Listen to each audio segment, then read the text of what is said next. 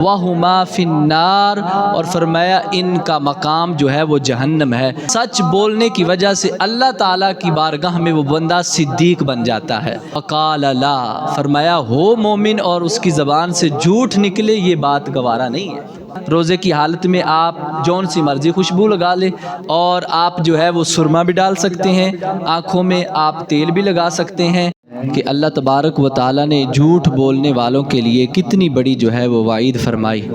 فرمایا لعنت اللہ علی الکاذبین، فرمایا اللہ رب کائنات کی اس شخص پہ لعنت ہو جو بندہ جھوٹ بولتا ہے۔ اور پھر فرمایا ویل یومئذ للمکذبین، فرمایا قیامت والے دن بربادی ہوگی ان لوگوں کے لیے جو جھوٹ بولنے والے ہیں۔ جھوٹ اتنا بڑا گناہ ہے اور کبیرہ گناہ ہے کہ جس کی وجہ سے انسان کے اعمال جو ہے وہ ضائع ہو جاتے ہیں، اور ایک جھوٹ بول کر بندہ اس کو چھپانے کے لیے جو ہے وہ کئی اور جو ہے وہ جھوٹ بول دیتا ہے۔ اور پھر سرکار مدینہ صلی اللہ علیہ وسلم کے اگر فرامین کو ہم پڑھیں تو حضور صلی اللہ علیہ وسلم نے اس کے حوالے سے جو ارشاد فرمایا ہے، تو میرے آقا فرماتے ہیں کہ علیکم بالصدق، فرمایا کہ تم پر سچائی ضروری ہے، یعنی سچ بولنا ضروری ہے۔ کیونکہ فَإِنَّهُ يَهْدِي إِلَى الْبِرِّ، اور پھر فرمایا وَهُمَا فِي الْجَنَّةِ، اور یہ دونوں جو ہیں جنت میں بندے کو لے جاتی ہیں، یعنی سچ اور نیکی جو ہے وہ بندے کو جنت میں لے جاتی ہے۔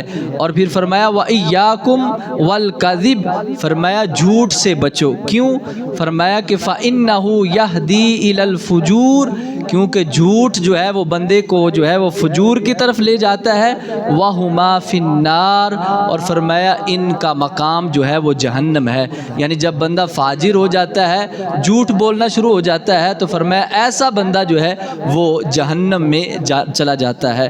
اور پھر اس کے بعد حضرت عبداللہ ابن مسعود رضی اللہ تعالیٰ عنہ آپ فرماتے ہیں، یہ بخاری اور مسلم شریف کی جو ہے وہ حدیث مبارکہ ہے، میرے آقا کا فرمان نقل فرماتے ہیں کہ حضور فرماتے ہیں کہ ان الصدق یہدی الی البر وان البر یہدی الی الجنہ، یعنی وہی الفاظ ہیں کہ جو سچ ہے وہ نیکی کی طرف لے جاتا ہے اور نیکی جنت کی طرف لے جاتی ہے۔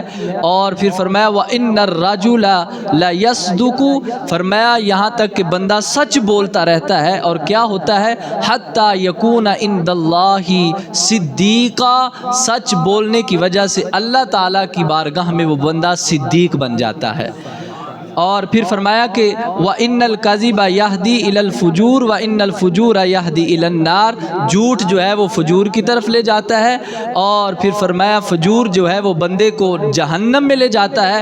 اور پھر فرمایا وَإِنَّ الرَّجُلَ الْكَذِبَ حَتَّى يُكْتَبُ عِندَ اللَّهِ كَذَّابًا، فرمایا بندہ جھوٹ بولتا رہتا ہے یہاں تک کہ وہ اللہ کی بارگاہ میں جو ہے وہ جھوٹا لکھا جاتا ہے، وہ کذاب لکھا جاتا ہے۔ تو اس لیے جھوٹ سے بچنا چاہیے۔ اور پھر سرکار مدینہ صلی اللہ علیہ وسلم نے جو منافق کی علامات کو بیان فرمایا ہے، تو ان میں سے ایک منافق کی جو خالص علامت ہے، میرے آقا نے فرمایا کہ وہ یہ ہے کہ جب وہ بات کرتا ہے تو بات بات پہ جھوٹ بولتا ہے، یعنی یہ منافق کی علامت ہے جھوٹ بولنا۔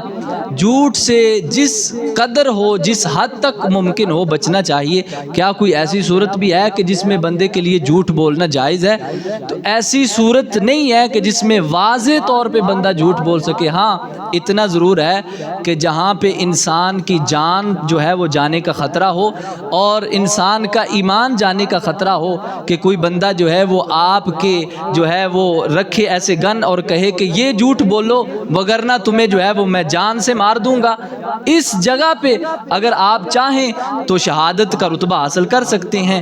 ہاں اگر آپ اپنا جان بچانا چاہیں تو کچھ جو ہے وہ رعایت موجود ہے کہ کچھ آپ جھوٹ بول لیں ہلکا سا، اور جس کی وجہ سے آپ کی جو ہے وہ جان بچ جائے۔ اور دوسری صورت یہ ہے، میرے آقا صلی اللہ علیہ وسلم نے فرمایا کہ جب دو فریقین، دو جماعتوں کا، دو بندوں کا، دو گروہوں کا آپس میں جھگڑا ہو جائے، تو فرمایا ان کا جھگڑا ختم کرنے کے لیے، ان کی لڑائی لڑائی ختم کرنے کے لیے تمہیں جو ہے وہ تھوڑی سی جھوٹ بولنے کی اجازت ہے، وہ بھی واضح تن نہیں، تھوڑا سا اس میں جو ہے وہ الفاظ کا رد و بدل کر کے۔ مثال کے طور پر اگر ہمارا دو بھائیوں کا آپس میں جھگڑا ہو جاتا ہے اور تیسرا شخص جو ہے وہاں پہ آگے جو ہے وہ اصلاح کرنے کے لیے میرے بھائی کے پاس جائے اور وہاں پہ اس کے پاس جا کے کہے یار وہ آپ صاحب تو آپ کے بارے میں بڑا اچھا سوچتے ہیں، وہ تو کہتے ہیں میرے بھائی جیسا بندہ ہی کوئی نہیں، حالانکہ میں اس کے لیے برے الفاظ ہی بولتا ہوں، گالیاں دیتا ہوں، لیکن وہ وہاں پہ جائے اور جا کر میری طرف سے کہے یار وہ بڑا آپ کے بارے اچھے میں الفاظ بولتا ہے،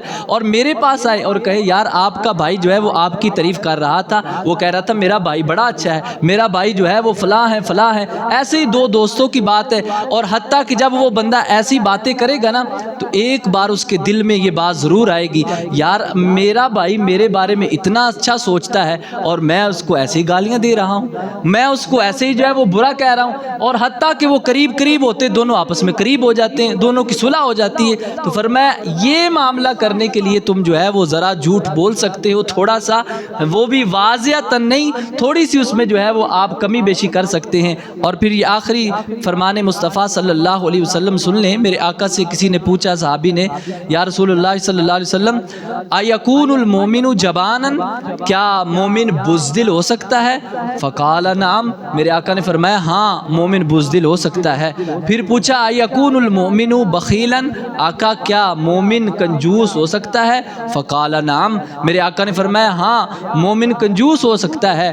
تو پوچھا ایکون المؤمن کذابا، آقا بتائیے کیا ایمان والا مومن جس نے آپ کا کلمہ پڑھا ہو وہ ایمان والا جھوٹا ہو سکتا ہے؟ فقال لا، فرمایا ہو مومن اور اس کی زبان سے جھوٹ نکلے یہ بات گوارا نہیں ہے۔ تو مومن کی شان یہ ہے کہ مومن کی زبان سے ہمیشہ سچ نکلنا چاہیے۔ الصدق ینجی والکذب یہلک، فرمایا سچ ہمیشہ بندے کو نجات دیتا ہے اور جھوٹ بندے کو ہلاک کر دیتا ہے۔ تو اس ہلاکت سے، اس کبیرہ گناہ سے بچنے کے لیے ضروری ہے کہ ہم چھوٹے چھوٹے جو ہے وہ چیزوں سے اگر ان پہ غور کریں گے، مثال کے طور پہ گھر کا دروازے پہ دستک ہوتی ہے، باپ اندر گھر میں موجود ہوتا ہے، اپنے بچے کو بھیج دیتا ہے اور کہتا ہے جی باپ ابا گھر میں نہیں ہے، تو یہ جھوٹ ہے۔ اگر ہم موبائل پہ بات کر رہے ہیں، بیٹھے مسجد میں ہیں اور کہیں پہ ہم نے جانا ہو، ٹائم دیا ہو، آپ کہاں پہ ہیں تو ہم کہیں یار میں چونگی کراس کر رہا ہوں، یہ جھوٹ ہے۔ اس طرح بہت سی ایسی چیزیں چھوٹی چھوٹی ہیں جن کو ہم جو ہے وہ معمولی سمجھتے ہیں لیکن ان کے اندر جھوٹ موجود ہوتا ہے۔ تو میرے رب نے یہی فرمایا کہ ویل یومئذ للمکذبین، اور لعنت اللہ علی الکاذبین، ایک تو جھوٹوں پہ لعنت ہے اور دوسرا قیامت والے دن یہ لوگ ہلاک اور برباد ہو جائیں گے جو جھوٹ بولتے ہیں۔ تو اللہ تعالیٰ ایسی برے فعل سے ہمیں محفوظ فرمائے۔ اور آخر میں ایک دوست نے یہ سوال پوچھا کہ روزے کی حالت میں ٹوب برش کرنا اور خوشبو لگانا، تو خوشبو لگانے میں کوئی حرج نہیں ہے، خوشبو بھی لگا سکتے ہیں روزے کی حالت میں، آپ جون سی مرضی خوشبو لگا لیں، اور آپ جو ہے وہ سرما بھی ڈال سکتے ہیں، آنکھوں میں آپ تیل بھی لگا سکتے ہیں، یہ جائز ہے۔ اور پھر ٹوب برش کے حوالے سے علماء کرام فرماتے ہیں کیونکہ اس کے ذرات ہوتے ہیں اور خطرہ ہوتا ہے کہ وہ گلے میں حلق میں چلے جائیں کہ جن کی وجہ سے روزہ جو ہے وہ ٹوٹ جائے، اس لیے اس سے گریز کرنا چاہیے۔ مسواک چاہے خشک ہو یا تر ہو، روزے کی حالت میں آپ مسواک کر سکتے ہیں، صبح کو بھی کر سکتے ہیں، شام کو بھی کر سکتے ہیں، عصر کے بعد بھی کر سکتے ہیں۔ بعض کہتے ہیں جی نہیں جب روزے کی افطاری کا ٹائم ہو تو مسواک نہیں کرنا چاہیے، نہیں ایسی کوئی بات نہیں ہے، مطلقاً پورے دن میں جب آپ نے روزہ رکھا ہے آپ جب مرضی مسواک کریں، یہ بہت ہی اچھا عمل ہے، حضور کی سنت ہے، اس کا بہت زیادہ ثواب ہے۔ میرے آقا فرماتے ہیں اگر میری امت پہ گرانا ہوتا تو میں ان پہ مسواک کو جو ہے وہ ہر وضو کے ساتھ، نماز کے ساتھ جو ہے وہ ضروری کر دیتا۔ تو اس لیے ٹوب برش کرنے سے بچنا چاہیے، اس میں روزہ ٹوٹنے کا خطرہ ہوتا ہے۔ اللہ تعالی ہم سب کو عمل کی توفیق عطا فرمائے۔ الصلاۃ والسلام علیکم۔